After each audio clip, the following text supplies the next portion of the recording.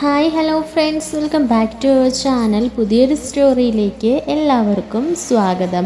അങ്ങനെ നമ്മുടെ വേദയാണെങ്കിൽ അടുക്കളയിൽ തകൃതിയായിട്ട് ജോലികളൊക്കെ ചെയ്തുകൊണ്ടിരിക്കുകയാണ്. ഇപ്പോൾ ബ്രേക്ക്ഫാസ്റ്റ് ഉണ്ടാക്കിക്കൊണ്ടിരിക്കുകയാണ് കേട്ടോ. അങ്ങനെ വേദയുടെ ഫുഡൊക്കെ കഴിച്ചിട്ട് കമലാമ്മ പറയുന്നുണ്ട്, നല്ല ടേസ്റ്റ് ഉണ്ട്, ഇതിനകത്ത് എന്തോ ഒരു പ്രത്യേകത ഉണ്ടല്ലോ മോളെന്ന് ചോദിക്കുകയാണ്. ഉടനെ നന്ദിനി പറയുന്നുണ്ട്, അതിനകത്ത് വലിയ പ്രത്യേകതയൊന്നുമില്ല, ഞാനും അമ്മയൊക്കെ ഉണ്ടാക്കുന്ന ഇങ്ങനെ നോക്കി അവൾ നിന്നിട്ട് അവൾ വല്ല പൊടികളും കൂടുതലിട്ട് കാണും, അത് അമ്മയ്ക്ക് രുചിയായിട്ട് തോന്നിയതുമാകും, അമ്മ ഒന്നുകൂടെ ഒന്ന് കഴിച്ച് നോക്കി, അപ്പം അമ്മയ്ക്ക് മനസ്സിലാകും. അല്ല, ഇതിനകത്ത് എന്തോ ഒരു പൊടിക്കൈ ഇവൾ ചേർത്തിട്ടുണ്ട്, നല്ല ടേസ്റ്റ് ഉണ്ട്, നമ്മൾ പണ്ട് ഈ ഹോട്ടലിലൊക്കെ പോയി കഴിക്കത്തില്ലേ, അപ്പോൾ അവിടെ കിട്ടണ പോലത്തെ അതേ രുചി എന്നൊക്കെ ഇങ്ങനെ പറയാൻ കേട്ടോ. അപ്പോൾ നന്ദിനി പറയുന്നുണ്ട്, ഇവൾക്ക് പണ്ട് ഹോട്ടലിലൊക്കെ ജോലി ഉണ്ടായിരുന്നെന്ന് ആരറിഞ്ഞു എന്നൊക്കെ പറയാണ്. ഉടനെ വേദ പറയുന്നുണ്ട്, എന്തിനാ നന്ദിനി ഏട്ടത്തി ചുമ്മാ എൻ്റെ വായിലിരിക്കുന്ന കേൾക്കാൻ നിൽക്കുന്നത്, ഒരാളുടെ കഴിവിനെ അംഗീകരിക്കാൻ പഠിക്കണം, അല്ലാതെ അതിനെ ഇങ്ങനെ താത്തിക്കെട്ടല്ലേ. നന്ദിനി ഏട്ടത്തേക്ക് കഴിവുകളൊന്നും ഇല്ലാതെ പറഞ്ഞിട്ട് ബാക്കിയുള്ളവർ അതുപോലാണോ എന്നിങ്ങനെ ചോദിക്കാണ് കേട്ടോ. ഇതേ സമയത്ത് നന്ദിനിക്ക് ദേഷ്യം പറഞ്ഞിട്ടുണ്ടേ. നന്ദിനി ഓരോന്ന് പറയാൻ വന്നിട്ട് പറയുന്നുണ്ട്, ഞാനിനി പറഞ്ഞാൽ കൂടിപ്പോകും എന്ന് പറയാണ്, ഞാൻ പോകുക എന്ന് പറയാണ്. ഉടനെ വേദ പറഞ്ഞിട്ട്, അതായിരിക്കും നല്ലത്, അസൂയയ്ക്കും കഷണ്ടിക്കും മരുന്നില്ല എന്ന് പറയണ പോലെ എൻ്റെ ഏട്ടത്തെ അങ്ങ് കയറിപ്പൊക്കോ എന്നിങ്ങനെ പറയാൻ കേട്ടോ. എന്നിട്ട് വേണമെങ്കിൽ ടേസ്റ്റ് ചെയ്ത് നോക്കിക്കോ, എനിക്ക് നിൻ്റെ കറിയൊന്നും വേണ്ട, അപ്പോൾ ഇന്ന് പട്ടിണിയാണേ, ഇനി മുതൽ അങ്ങോട്ട് ഞാൻ തന്നെയാണ് ഫുഡൊക്കെ ഉണ്ടാക്കുന്നത്, അപ്പോൾ എന്നും പട്ടിണി കിടക്കേണ്ടി വരും, അതൊന്നും പറഞ്ഞ പറ്റത്തില്ല, ഇച്ചിരി തന്നെ ഞാൻ നോക്കട്ടെ എന്ന് പറഞ്ഞിട്ട് ടേസ്റ്റ് ചെയ്ത് നോക്കിയിട്ട് ഇങ്ങനെ മനസ്സിൽ പറയുകയാണ്, ഈശ്വര ഇത് നല്ല ടേസ്റ്റ് ഉണ്ടല്ലോ, അമ്മ പറഞ്ഞ പോലെ ഇവൾ എന്തൊക്കെയോ കൂട്ട് ഇതിനകത്ത് ചേർത്തിട്ടുണ്ടല്ലോ, ഇനി അത് അവളോട് പറഞ്ഞ് അവൾ പൊങ്ങും, ഒന്നാമതേ എൻ്റെ തലയുടെ മണ്ടല്ല അവൾ, അതുകൊണ്ട് ഒന്നും പറയാൻ നിൽക്കണ്ട, ഇതാണ് ഇത്ര വലിയ ടേസ്റ്റ് എന്ന് പറഞ്ഞത്, ഇതുപോലെ ഞാനും ഉണ്ടാക്കുമല്ലോ എന്നിങ്ങനെ പറയാൻ കേട്ടോ. എന്നാൽ നന്ദിനി എടുത്തി ഒന്ന് ഉണ്ടാക്കി കാണിക്കണേ, അത് ഞാൻ ഉണ്ടാക്കിക്കോളാം, പിന്നെ ഞാനിപ്പോൾ വരാവേ, നിങ്ങൾ ഫുഡൊക്കെ ഉണ്ടാക്കേ എന്നിങ്ങനെ പറഞ്ഞിട്ട് നന്ദിനി പിന്നെ അകത്തേക്ക് കയറി പോകുകയാണ് കേട്ടോ. ഉടനെ വേദയോട് പറയുന്നുണ്ട്, ആളൊരു പാവ, ഇച്ചിരി കുശുമ്പും കുന്നായ്മയൊക്കെ ഉണ്ടെന്നേ ഉള്ളൂ, അതെനിക്കറിയാമേ, നന്ദിനി ഏട്ടത്തെ ചൊറിഞ്ഞുകൊണ്ടിരുന്നില്ലെങ്കിൽ എനിക്കും ഒരു സമാധാനമില്ല, അതാ ഞാനും പറയുന്നതിന് ഒപ്പിച്ച് പറയുന്നത് എന്നൊക്കെ പറയാൻ കേട്ടോ. എന്നിട്ട് വേദ പറയുന്നുണ്ട്, അമ്മ ശരിക്കും പറഞ്ഞാണോ, നല്ലതായിട്ട് കൂട്ടി എല്ലാം ഒത്തിട്ടുണ്ടോ അമ്മേ എന്നൊക്കെ ചോദിക്കുമ്പോൾ, മോളെ ശരിക്കും ഞാൻ പറഞ്ഞതാണ്, നല്ല കറികൾ, എല്ലാത്തിനും നല്ലൊരു ടേസ്റ്റ് എന്നൊക്കെ പറയാൻ കേട്ടോ. വേദ പറയുന്നുണ്ട്, ഞാൻ ഉണ്ടാക്കിയതാണെന്നൊന്നും പറയണ്ട കേട്ടോ എന്നിങ്ങനെ പറയാണ്. അങ്ങനെ മേശപ്പുറത്ത് അച്ഛനും അതുപോലെ തന്നെ എല്ലാവരും കൂടെ ഒക്കെ ഇങ്ങനെ ഇരിക്കുകയാണ്. അപ്പോൾ ഫുഡ് വിളമ്പി കൊടുക്കുകയാണ്. അപ്പോൾ ഫുഡൊക്കെ കഴിക്കുമ്പോഴത്തേനും വിഷ്ണു പറയുന്നുണ്ട്, നല്ല രുചിയാണല്ലോ അമ്മ ഇന്നത്തെ കറിക്ക്, എന്താണ് ഇന്ന് എൻ്റെ അമ്മയ്ക്ക് ഇത്ര രുചി കൂടാൻ ഇത്ര കാരണം എന്ന് ചോദിക്കുമ്പോൾ, ഇന്നിത്തിരി രുചി കൂടുതൽ വെച്ചേക്കാന്ന് വിചാരിച്ചു, എങ്ങനെയുണ്ട് അത് പറ, അമ്മയെ സൂപ്പർ പൊളിച്ചു എന്നൊക്കെ പറയാൻ കേട്ടോ. ഉടനെ വിക്രമം പറയുന്നുണ്ട്, നല്ല ടേസ്റ്റ് ഉണ്ട് അമ്മയെന്ന് പറയാണേ. അച്ഛൻ പറയുന്നുണ്ട്, ശരിയാ, ഇന്ന് എന്തോ ഒരു പ്രത്യേകത കറിക്കൊക്കെ, എന്താ കമലം എന്ന് ചോദിക്കുമ്പോഴത്തേനേ ഒന്നുമില്ല, എങ്ങനെയുണ്ടെന്ന് മാഷ് പറ, സൂപ്പറായിട്ടുണ്ട് എന്ന് പറയാണ് കേട്ടോ.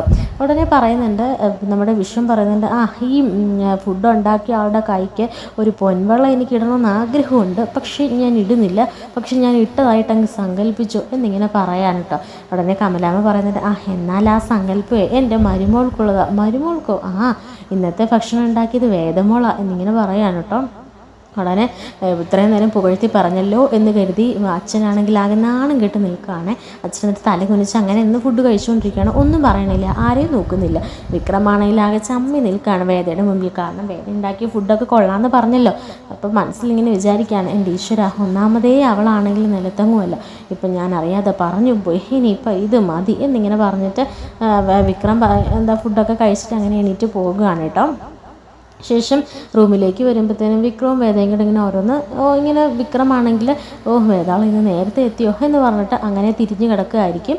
ആ സമയത്ത് വേദ പറയുന്നുണ്ട്, നാണമില്ല, ഏത് സമയം കുറ്റവും കുറവും എന്നെ തല്ലാനും കൊല്ലാനും എല്ലാം വരും, എന്നിട്ട് ഞാൻ ഉണ്ടാക്കിയ ഭക്ഷണം ആസ്വദിച്ച് കഴിക്കുക, എന്നാൽ ഞാൻ ഉണ്ടാക്കിയതാണെന്ന് പറയുമ്പോൾ ഞാൻ അവർക്ക് ഇത്ര രോക്ഷമുള്ള ഗുണ്ടയായതുകൊണ്ട് എണീറ്റ് പോകുമെന്ന്, എവിടെ മൂക്കുമുട്ട തിന്നിട്ടാണ് പോയത്.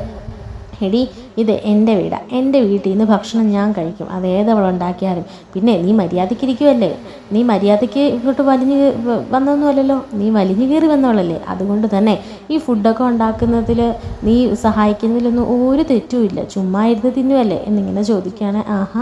ഇവിടെ ആവശ്യത്തിന് ഞാൻ പണിയെടുക്കുന്നുണ്ട്, ചുമ്മാതിരുന്ന് തിന്നുന്ന ആരാണെന്ന് ഞാൻ പറയണോ ഗുണ്ടേ എന്നിങ്ങനെ ചോദിക്കുകയാണ് കേട്ടോ. നീ ഒന്നും പറയണ്ട, അതായിരിക്കും നല്ലത്, നീ എന്തെങ്കിലും പറഞ്ഞാൽ പിന്നെ അന്നത്തെ ദിവസം പോക്കാതെ ഞാനൊന്നും മിണ്ടിയിട്ടില്ല. നാളെ മുതൽ ഞാൻ ഭക്ഷണം പുറത്തുനിന്ന് ആക്കിക്കോളാം. നീ ആ അടുക്കളയിൽ കയറുന്നെങ്കിൽ എന്നോട് വഴക്കിന് വരേണ്ട എന്നിങ്ങനെ പറഞ്ഞിട്ട് വിക്രം അങ്ങനെ തിരിഞ്ഞു കിടക്കുകയാണേ. ഇതെന്ത് മറിമായും? വിക്രമാദിത്യൻ സാധാരണ എന്നോടത്ത് വഴക്കുണ്ടാക്കി മല്ലടിച്ച് എന്നെ തല്ലാനും കൊല്ലാനും എല്ലാം വരേണ്ടതാണല്ലോ. ഇതെന്നാ ഇന്ന് എന്നോട് മാപ്പ് പറഞ്ഞ് തിരിച്ചു കിടക്കുന്നത്? എന്തോ സംതിങ് ഉണ്ട് എന്നിങ്ങനെ വേദയും പറയാണ് കേട്ടോ. എന്നിട്ട് വേദ അങ്ങനെ വിട്ടാൽ പറ്റത്തില്ലല്ലോ, ചൊറിയാൻ വന്നവനെ തിരിച്ച് മാന്തണം എന്ന് പറഞ്ഞിട്ട് വിക്രമിനോട് പറയുന്നുണ്ട്. അതെ, നാളെ മുതൽ ജീവിതകാലം മുഴുവൻ ഈ വീട്ടിലെ ഭക്ഷണം ഉണ്ടാക്കുന്നത് ഞാനായിരിക്കും. അപ്പോൾ ജീവിതകാലം മുഴുവൻ എൻ്റെ ഗുണ്ടേട്ടൻ വെളിയിൽ നിന്നാണ് ഫുഡ് കഴിക്കുന്നത് എന്നൊക്കെ ചോദിക്കുമ്പോൾ വിക്രം പറയുന്നുണ്ട്, അതെ, ഞാൻ എൻ്റെ അമ്മയോട് അങ്ങ് പറയും ഇനി മുതൽ അമ്മ ഫുഡ് ഉണ്ടാക്കിയാൽ മതിയെന്ന്. അപ്പം തീരുമല്ലോ നിൻ്റെ നെകളിപ്പ് എന്ന് പറയുമ്പോൾ, ഇല്ല അമ്മയെ, ഞാൻ പറയുന്നതാണ് കേൾക്കുന്നത്, മോൻ കണ്ടോ, ഇനി മുതൽ ഞാനുണ്ടാക്കും എന്നിങ്ങനെ പറയാൻ കേട്ടോ. ആര് വേണേലും ഉണ്ടാക്കിക്കോ, എനിക്ക് ഇന്ന് ഭക്ഷണം വേണ്ടാന്ന് ഞാൻ പറഞ്ഞല്ലോ, നീ എനിക്ക് ഇച്ചിരി സമാധാനം എന്താ പറ്റുമെങ്കിൽ ഒന്ന് പോയി തരാവോ എന്നൊക്കെ ഇങ്ങനെ ചോദിക്കാൻ കേട്ടോ. ഞാനെങ്ങനെ പോകാൻ ഉദ്ദേശിക്കുന്നില്ലല്ലോ, ഞാൻ ഗുണ്ടയുടെ അടിവേര് തോണ്ടിയിട്ട് ഇവിടം വിട്ടു പോകുകയുള്ളൂ. അതെനിക്കറിയാടി എന്നിങ്ങനെ പറയാൻ കേട്ടോ. അങ്ങനെ രണ്ടുപേരും പരസ്പരം ഓരോന്നോരോന്ന് ഇങ്ങനെ കലഹിച്ചുകൊണ്ടിരിക്കുകയാണ്. ഈ സമയത്ത് നമ്മുടെ വിക്രം പറയുന്നുണ്ട്, എന്ത് പറയാനാ, പുറത്തോട്ടിറങ്ങിയ രാധ, അകത്ത് വന്നാൽ വേദ. എനിക്കാണെങ്കിൽ ഒരു മനസ്സമാധാനം ഇല്ലല്ലോ എൻ്റെ ഈശ്വര, ഇത്രമാത്രം തെറ്റുകൾ ഞാൻ എന്ത് ചെയ്തിട്ടാണോ നീ എന്നെ ഇങ്ങനെ പരീക്ഷിക്കുന്നതെന്ന് പറയാൻ കേട്ടോ. ഉടനെ വേദ പറയുന്നുണ്ട്, നല്ല റൈമിങ് വേർഡ്സ് ആണല്ലോ ഗുണ്ടേട്ടാ, പുറത്ത് രാധ അകത്ത് വേദ, എന്താ രസം, സത്യമാണ് എന്നിങ്ങനെ പറയുമ്പോഴത്തേക്കിനും വിക്രം പറയുന്നുണ്ട്, ഇതിലും ഭേദം ആ രാധയാണെന്ന് തോന്നും, അവൾ ഇങ്ങനെ ചൊറിഞ്ഞുകൊണ്ട് വരത്തില്ല എന്നിങ്ങനെ പറഞ്ഞിട്ട് അങ്ങനെ തിരിഞ്ഞു കിടക്കുകയാണ്. നാണമുണ്ടോ നിങ്ങൾക്ക് സ്വന്തം ഭാര്യയോട് കാമുകിയെപ്പറ്റി പറയാൻ വേണ്ടിയിട്ട്? വേദേ, ഞാൻ എൻ്റെ കൈക്ക് എല്ലില്ലെന്ന് നീ വിചാരിക്കില്ലേ, ഞാനൊരു നല്ലെണ്ണം വെച്ച് തന്നാണ്ടല്ലോ, നീ പിന്നെ ഇവിടെ കിടന്ന് പേരൊക്കെ എത്തേയുള്ളൂ. എന്നാൽ ഇങ്ങോട്ടൊന്ന് വന്ന് നോക്കിക്കേ, അപ്പം അറിയാം. പിന്നെ ഈ ഗുണ്ടയുടെ തലയിലേ കണ്ണും മൂക്കും ഒന്നും കാണത്തില്ല, എല്ലാം ഞാൻ പിഴുതെറിയും എന്നൊക്കെ പറയാണ് കേട്ടോ. ശേഷമാണെങ്കിലും വേദ അങ്ങനെ രാത്രിയിൽ വേദ കിടന്ന് ഉറങ്ങുകയാണ് കേട്ടോ. ഉറങ്ങുന്ന സമയത്ത് വേദ ഇങ്ങനെ ഒരു സ്വപ്നം കാണുകയാണ്.